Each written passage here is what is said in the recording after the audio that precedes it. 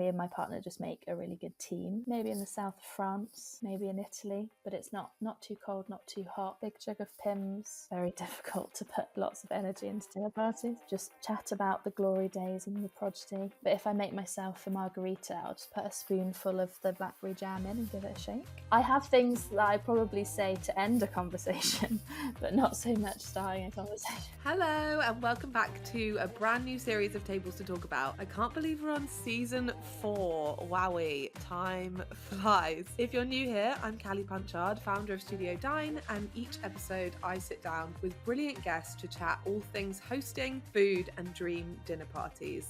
We're kicking off with a proper treat today. I am joined by the wonderful Harriet Shaw, the creative brain behind Harriet Says Hi. If you've ever seen a tomato bath mat or a picnic blanket that looks good enough to eat, you have probably stumbled across her work. Inspired by all things food, Harriet has built a funky, feel-good brand that celebrates the joy of dining in the most playful way. Think hand-tufted cushions, squiggly tableware, and the best colour combos. Let's dive in. This episode of Tables to Talk About is sponsored by The Social Kitchen, one of my go-to tableware hire companies for Studio Dine events. They've got the most beautiful, considered collection of plates, glassware, linens, and styling bits that instantly elevate a table. I love that hiring means you can totally switch up your dinner party vibe without having to buy new pieces every time, and it's such a cost-effective way of doing things, especially if you're hosting something special and you don't want to invest in a whole new setup. If you've got an event or a dinner on the horizon, I'd 100% recommend checking them out. Thanks to Social Kitchen for sponsoring this episode. Hello, how are you? Hey, I'm good. How are you? Yeah, good, thanks.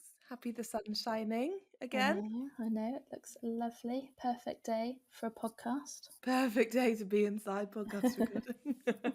How's it all going with you? Do you want to start by telling us a little bit about who you are and what you do for anyone that doesn't follow you already? Yes, so my name's Harriet. I am the person behind Harriet Says Hi, which is, it does what it says on the tin. I have a small business doing homeware bits, all foodie themed, design and make things. One woman band doing fun things. Super fun foodie things. Super fun foodie things, that's the motto. I feel like we have crossed paths lots over the years, including our pop-up that we did. I know, that's one of the highlights in the Harriet Says Hi timeline for sure. I feel like it was yesterday, but also it baffles me that it was like at least 2 years ago. Yeah, it's like literally, I think 2.5 years ago. I know, time flies. Time flies. At Better Things, which has moved now. I know, literally just had the launch yesterday. Looks amazing, really fun. Does it? I keep meaning to pop in. Yeah, it looks really good. It's like lovely, bigger space. Got my bits in there for the first curation, which is really fun. Yeah, nice. If, for anyone that doesn't know, Better Things is a like homeware curation, I guess. Not necessarily homeware. Like gifty bits. Yeah, like a curated pop-up concept that Jackie runs, and it's in Forest Hill, and the products change every like 3 months or so. So it's always full of like small business fun. It's great for gifting, and we've both been in there a couple of times with our stuff, so definitely go check it out if you're local to Forest Hill. Thank you so much for coming on the podcast. I've been trying to get you on the podcast for ages. I feel like you finally said yeah. I've finally given in to my crippling anxiety, but no, I'm here. No, it's such a easygoing, fun chat. So hopefully it will be fun. I feel like because your brand is so like food related, you're going to have some good answers for some of this stuff. Well, don't big me up too much. So we're going to be talking about your dream dinner party. Do you like to host?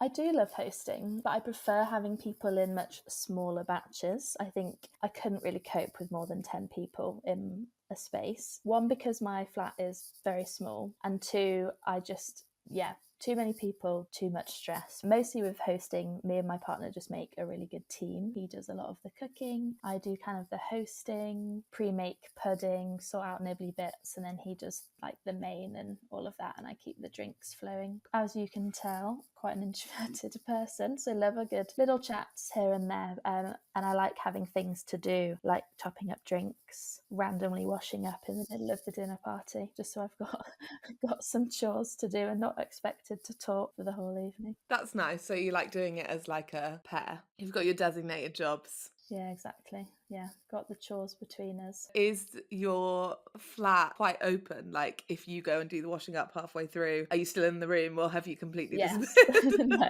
I'm still in the room, which works well. We've got one big open living kitchen diner, very small, as you can see. The kitchen's in front of me, and then I'm sat at the dinner table, and then we've got living room behind. So it is, yeah, compact, and I can still awkwardly talk to people whilst washing up. So it works well for me. Nice.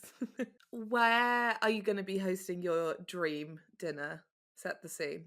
I think in the dream situation, it's, you know, lovely open villa, maybe in the south of France, maybe in Italy, somewhere that's, you know, a nice warm evening. You might throw on a jumper over a dress, but it's not too cold, not too hot. Maybe somewhere overlooking some nice pruned gardens, maybe even a pool. I think that's the vibe.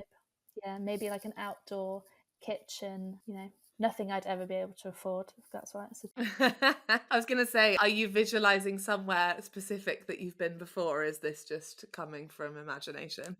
All coming from imagination. Like south of France, European like destination is quite a popular choice for dream dinners that we've had. Yeah, I can imagine. I'm not saying anything groundbreaking, but you know, it's what we all like. Bring on the hot weather, like we're ready for summer now. What month are you thinking it would be if it's going to be al fresco but not? Yeah, I think summer's winding down, you know, not starting to think about Christmas, because that would be too late. Although for us, we think about Christmas in like March. But no, I'm thinking late September. Although is that quite warm? I'm so bad at months and warm. Like September's usually like still warm, but it's not peak summer anymore. Like you get those like surprisingly hot days where you're like, oh, it's September, like it shouldn't be this warm, but it's like more enjoyable for that. Yeah, let's go with September.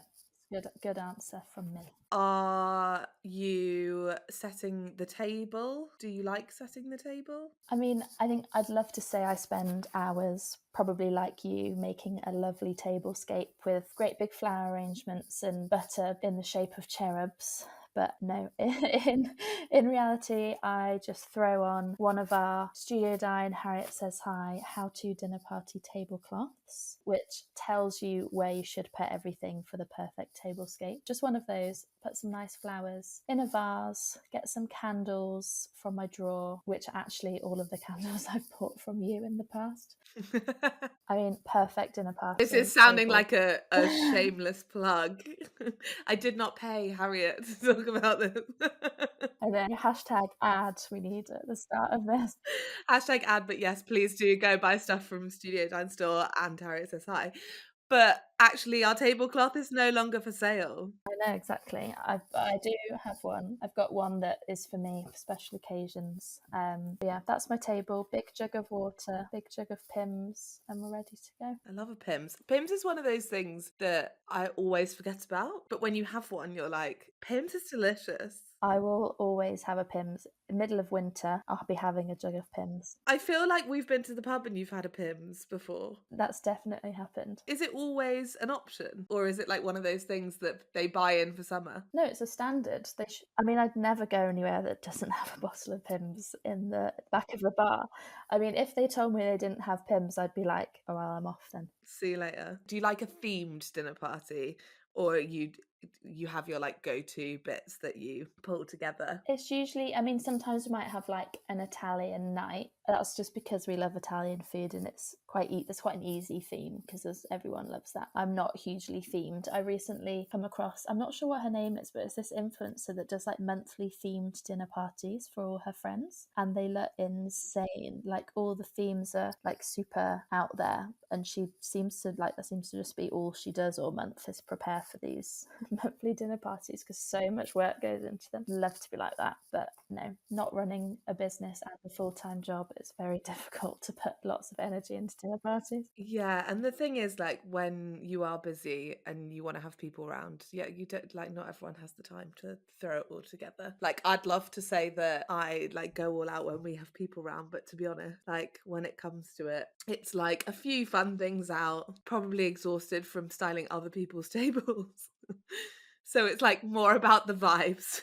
Yeah, there is a analogy about a gynecologist. So I remember hearing this ages ago where it's like a gynecologist doesn't want to come home and see his wife's vagina because it's all he looks at all day. And I feel like that's like you in tablescaping. I'm definitely leaving that in. But yeah, the analogy stands.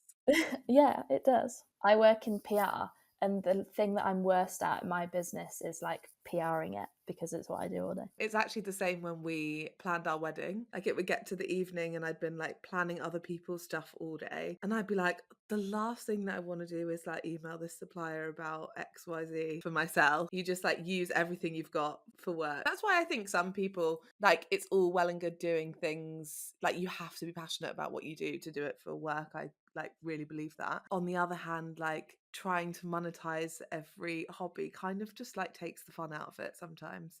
Like sometimes you have to have things that you just like love doing without trying to make them. So tables set, we've set the scene. Who's coming round? Who are you inviting? So you asked me to prepare someone dead, someone alive, someone fictional, and I found it so hard. But I've got some answers for you. Honestly, it took me a really long time. The person that is dead, I'm going for Keith Flint, who is the lead singer of The Prodigy, which is a rogue one, I know. I've grown up loving The Prodigy, and my dad took me to see them when I was 18, and we just had a really good night. And yeah, it's something that like we'll always have been in long car drives at night, just listening to The Prodigy really loud with the windows down. And I just think it'd be fun for Keith to come over to my nice villa in the south of France, just chat about the glory days and The Prodigy. But no, he's no more. He's dead. So I picked him. But mainly because I'm not super knowledgeable about history, so I couldn't think of some like cool, amazing person that's invented something or won a war. So I just went for the lead singer of The Prodigy. There you go. Also way more fun to have someone that you actually would like want to strike up a conversation with and would have something to chat with about than like someone for the sake of it that might be cool to have a conversation with, but actually you won't be interested in the conversation at all. That's dead. Person that's alive, I've gone for Mo Salah, footballer for Liverpool. I don't know what I talked to him about because I'm not into football, but we watched the Yeah, Liverpool I didn't games. expect this from you. He's just so dreamy. He's just so dreamy, and he's really good at football. We watch a lot of the Liverpool games. I'm now super into it because Michael supports them, and I just get excited when he comes on the pitch, when he comes on screen. You can always rely on him to score a goal. Yeah, I just think he'd be a good guest for me to stare at across the dinner table, not talk to, obviously. Eye candy. Yeah, exactly. You need eye candy at a party for sure. It's usually Is he the sole reason why you watch football? yeah. So would there be anything particular you'd want to ask him, or he is purely there for visuals? No, I mean, I chat about him. You know, he's got a great penalty technique, never seems to miss a penalty. So maybe we could play some penalties in the garden of our nice villa after we've had dinner and the dinner's gone down. But no, he doesn't drink. Was very committed to his family, religious. Not that I'm religious, but, you know, it's nice to see a man with values. Okay. And your last one? So now we've got fictional. I've gone with a trio of men. My last fictional man is is Mark from Peep Show. I just think he'd be funny, and I'd want to show him how to throw a good dinner party, because if you've seen that episode where he throws a dinner party, it's just chaos. He makes baked bean and like lettuce pasta bake, I think. Makes a cheese board where he finds like an old piece of cheese and puts like blue marker pen all over it so it looks like fancy green cheese.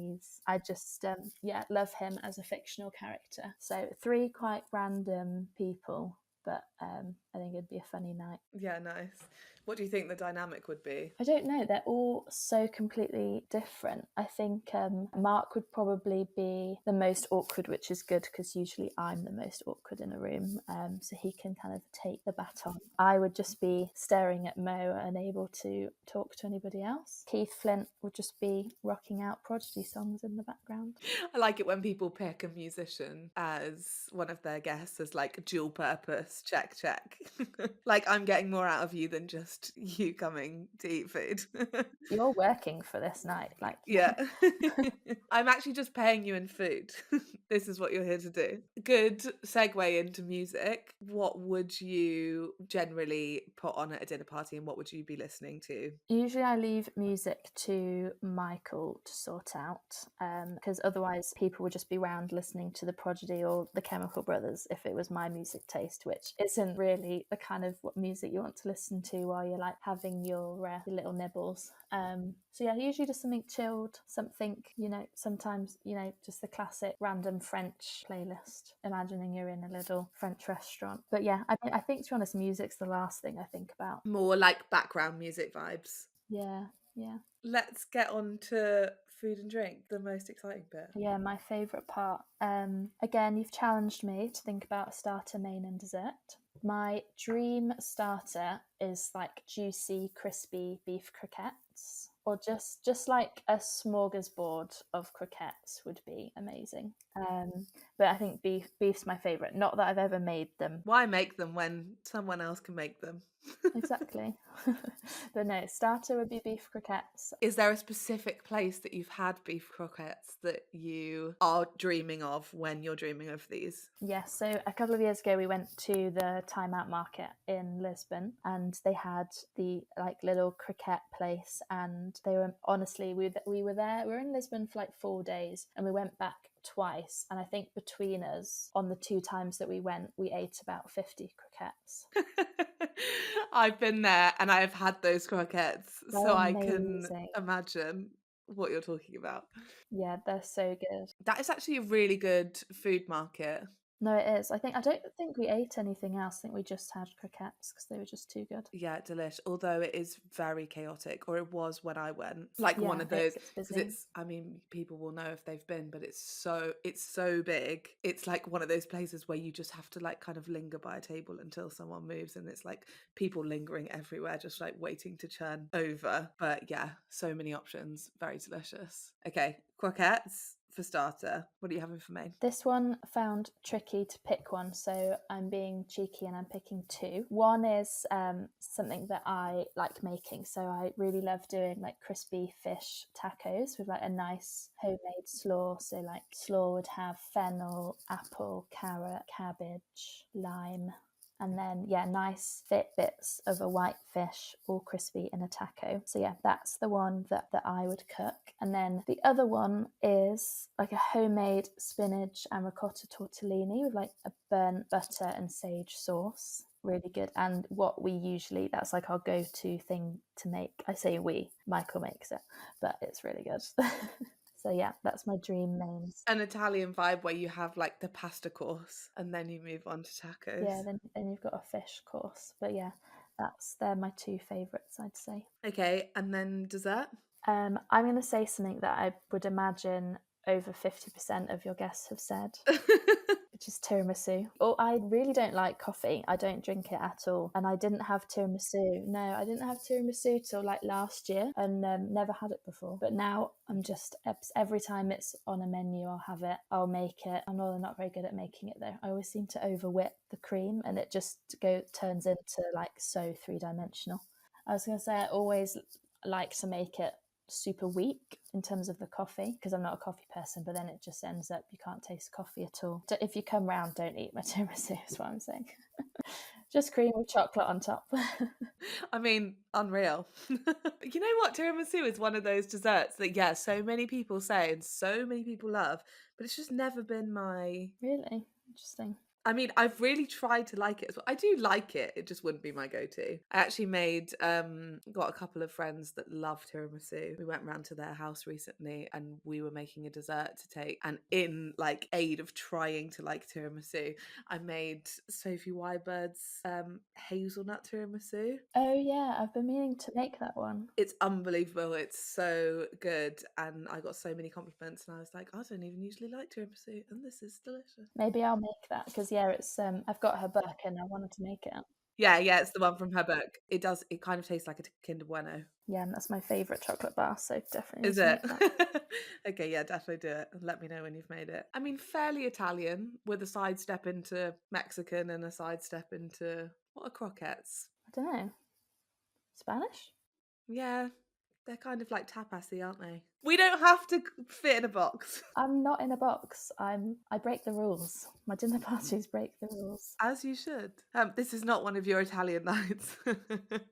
Or it's part Italian night. Okay, what are you drinking with these courses? Are you going to have something separate with each course, or are you more like, we're going to have one thing and serve it throughout? Well, I don't know about everyone else, but I'm having a big jug of Pimm's, as you could have probably guessed. Very chilled. Everyone just bring a bottle of wine, or I'll get some wine in, and people can do whatever. I mean, I'd love to say I make a different cocktail for every meal, but no, I don't do that. Although sometimes I'll make everyone a nice margarita, see what vibe I'm in. But I like my alcohol very weak, whereas a lot of people would like it a bit stronger, because like if I buy a can, you get like a nice can of cocktail, I have to dilute it in lemonade because I just can't. Yeah, I just can't drink it.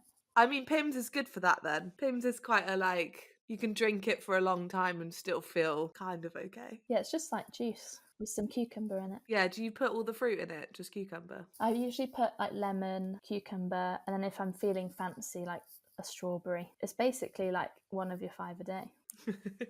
It's also a snack. It's also a snack, a healthy snack.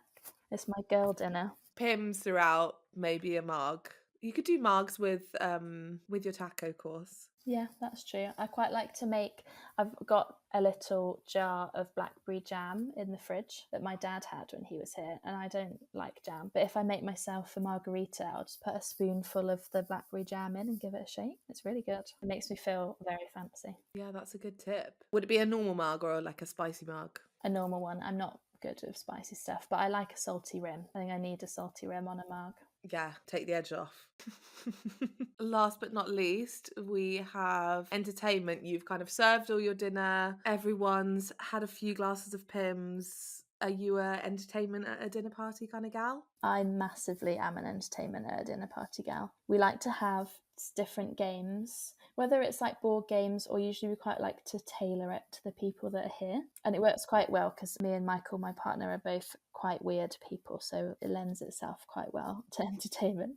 My favourite thing we've ever done, I say we again, he did it. He made this quiz. We had all our friends came around, he made this quiz, and there was loads of different rounds, but my favourite round, he basically, quite unethical, but he went through everyone's like Facebook pages and screenshotted like captions that they wrote when they're in their teens or early teens, and obviously you can imagine they were quite cringy, and then you had to guess who said what. It was really fun. It was an immersive dinner party. I love it when people do a like slightly different game. Also when it's personal to the people that are there. So fun. How did it go down? It was good. I think it's because we had a good group of friends that like, even if said some, because obviously you say things when you're younger that you never would now. So it was quite funny seeing what people have said. There was one quite raunchy one, and I was like, oh my god, who was that? And it was me when I was like 13. So it's nice going down memory lane. So that was funny. But I think there's certain types of people you do that for. Some people like they wouldn't be impressed. Wouldn't find that funny. Yeah, my favorite thing about Facebook statuses is that it used to be like Callie is, and then you'd write what you were feeling.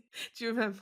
Like rather than it just being like a statement, it would be like always have that at the beginning, which I feel like just like teed us up to be cringe. Yeah, exactly. We were born and raised in the cringe era, whereas now younger people just seem to be really cool on Instagram, whereas we definitely weren't. Well, I definitely wasn't. Neither. I refuse to delete Facebook or like mess with it at all because I like love to be able to go back and see all of that. It's a time capsule. We have to preserve it for our future selves. Although I hope like at some point or another it'll just like not be there anymore. Do you know what I mean? Like, do you remember, did you ever have Bebo? Yes. And then it's gone forever. Yeah, Bebo was so good. And then there was a time when you could still get into Bebo and it was really fun to like go and stalk like your now friends' Bebos and do the same thing. And then it just like disappeared. Yeah. I mean, I can't imagine that ever happening with Facebook. I feel like Facebook's too established, but maybe they'll do some crazy things and have to delete it. Who knows? Do you have any other go-to games that you like to play at dinner? I mean, usually we steal our next door neighbour's board games. There's one really good one. I can't remember the name to it, but you're being like a spy and you have to like encrypt things. I can't remember the name of it, but that was fun.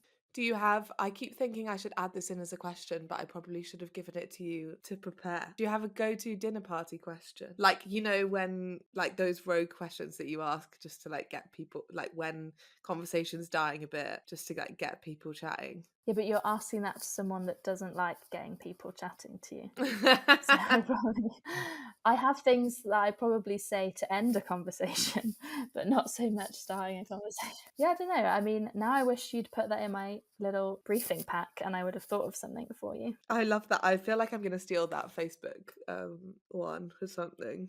Really good. Yeah, but now for anyone listening to this that's going to come to your or my future dinner party, they're going to be deleting all of their statuses now. So maybe we shouldn't have aired it. We'll have to be sneaky and drop it on them when they're least expecting it. Deep dive now and save for later. Yeah. Just spend a weekend going through everyone in your life's Facebook pages and screenshotting it for future use. Okay, cool. That sounds so fun. And then are you going to have... Yes, Keith. Maybe start some singing at some point? I mean, I think we'd have to end on everyone singing Firestarter. I think that's quite a natural way to go. Just that and then see ya, everyone out. Yeah, then bye. Take out tiramisu with you. Or during that you just like disappear and then... Yeah, I've already gone to bed. Night's over. Where did Harriet go? And then the party bags are out, I'm in bed, then it just shuts itself down. Oh my god, party bags. Why don't we do party bags anymore? I've actually done that a couple of times. We had a New Year's Eve dinner party once and gave everyone party bags. That was really fun. It was like classic what you'd get in like if you went to a party when you're like 12. Everyone got like little colouring pencils and some stickers. And yeah, there's probably some like more fun adult things in there, but it was mostly just like what were those little things called that you blew into and it made like the worst noise ever? It was like a kazoo. Is that what it's called? I thought you were talking about those ones that like unravel and like make a birthday. Oh no, like a plastic hard thing. Yeah, I feel like it was always like classic kids party bags were always like bouncy ball, colouring pens or pencils. Whoopee cushion. Whoopee cushion. Oh my god, I love an adult party bag. Bring back party bags. Maybe I should do some branded Harriet Says Hi party bags. Yeah, you definitely should. So I've got some quick fire questions for you. Okay. Sweet or savoury? I'm going to go savoury. Something you always have in the cupboard? Pasta. Do you have a particular favourite? I've been really liking northern pasta. It's so good, and I bought a load when I had the pop-up shop at the end of last year and I had a few bags left, and I've been rationing it for myself. Yeah, it's really good. It's like spelt pasta, and I think they've rebranded recently, so their new branding is all really, really fun, and they'd have like really fun little shapes. Yeah, really good. Fave condiment? I'm not a condiment person, but I would say when you make a little bowl, like I noticed she had for lunch today, olive oil with some balsamic vinegar in it. Yeah, I had ultimate girl lunch today. I know, it did looked very good. On the way back from somewhere and past an M&S, which is dangerous territory when you're hungry for picky bits, and it was like ultimate picky girl lunch. Speaking of M&S and picky bits, I've got really obsessed with, they brought out these little bags of like meat crisps, like dried Parma ham or dried chorizo, and they're like crispy, like the texture of crisp, but there's obviously no potato in it, and they're so good. Yeah, I'd recommend those. Okay, I love an M&S recommendation. I keep falling into that part of TikTok where people are like trying new M&S snacks, and then it's just really dangerous territory because then I'm like, well, I have to go back again. You can't beat M&S for also not sponsored, but if M&S want to sponsor this podcast, then please. Yeah, that would be nice. Ultimate picnic snacks. No dinner party would be complete without. I'm going to say Sprout, my dog. Like, she'll go around, she'll entertain people, she'll like do a funny little playing, and then when she starts to like mellow out, that's a good sign that the dinner party should mellow out. So it's quite a good thing to have. She's a good judge of vibes. She's probably the host more than anything. You should be interviewing her for the podcast. She is the centre of attention whenever she's She around. is. For anyone that doesn't or hasn't seen Sprout, please go and have a look at Harriet's Instagram. Yeah, she is the cutest dog in the world. Conveniently food named. Yeah, I know, exactly. That came about by accident, but yeah, convenient. Why by accident? So her name was Dusha when I got her, which for obvious reasons I changed it to Sprout. And then yeah, I got her before I started Harriet Says Hi. So yeah, just food's on the mind. Although I don't like Brussels sprouts. Brussels sprouts for me have to be covered in something else that makes them not taste like Brussels sprouts to be enjoyable. No, they're banned from my dinner parties. Go-to snack. I'm going to say something that I don't want to out myself on, but I'm going to say it. Pork scratchings. I love them. It's one of those things that people either think you're like super gross, but it's like those meat crisps at M&S. I just love a good meat. I'm with you on the pork scratching hype. Can't go wrong. And also a beef jerky, but I've gotten a really bad habit of buying it for a long train journey, and then I just sense everyone around me is just hating me. Yeah, so many meat snacks.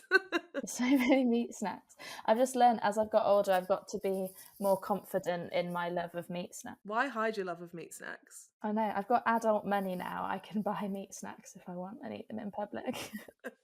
I love this. Okay, supermarket of choice. If I'm feeling fancy, M&S, but you're never doing a full shop there. And then, yeah, I'd say Sainsbury's just because it's close to me. And it's got a good range. Nice. Go-to hangover meal. There's a place that I order from. I can't remember what it's called, but basically having like a big poke bowl. So like nice sticky rice. They do this really good like cold beef brisket, loads of cucumber, edamame beans. And then it was like a lemon and tamarind sauce that you put on the top, which is really nice and fresh. I feel like it's a lot of food, but it's cold and it's not like aggressive. Comforting but fresh. Okay, last one. Best restaurant you've been to recently? It carries on with my love of meaty foods, but Smokestack in Shoreditch. It's so good. And the starter is my favourite starter. They have ox cheek croquettes. Honestly, best croquettes I've ever had. And then like slow roasted meats. They do a really nice like fresh fennel salad to go on the side. Really good chips. Although last time we went, we tried their fried pigtails and I did not enjoy those. Too much meaty snack. It's because it's like the pigtail, so it's like a little like finger, and obviously it's got the bone in the middle. The flavour was really nice, but I just didn't like that texture of like gnawing on a little pigtail. Nice, I'll add it to the list. And I think we'll end on gnawing on a smoky pigtail. I mean, yeah, that's the only way it was going to go with my podcast. Yeah, what a good place. Thank you for coming on. This was so fun. Thank you for having me. Accepted my invitation. Do you want to let people know where they can find you if they don't already follow you? My Instagram is Harriet Says Hi. Obviously, harrietsayshi.co.uk for my website. We're doing a few markets this year, which is really fun. Going to be doing salad days at Gypsy Hill Brewery on the 7th of June. My bits and bobs are in the new Better Things in Forest Hill, bigger location. So you can, head there, have a look around. And that's Harriet Says Hi. Thank you so much. Thank you. No, it's been lovely. Thanks so much for listening to this episode of Tables to Talk About. If you liked it, I'd love if you'd hit subscribe and left us a little review. It really helps people find us and means I can keep lining up dreamy guests to chat all things dinner parties. If we've got you in the mood to host, you can find all the playful tableware and styling bits you need over at Studio Dine, Studio Dine Store and Tables to Talk About. And we've just launched the Substack. It's where I'm sharing all the juicy behind the scenes bits, exclusive extras from the pod, hosting tips, recipes, mood boards, restaurant recommendations, the works. Basically a little peek behind the curtain. Head to the link in the show notes to subscribe and come and hang out with us there too. See you next time.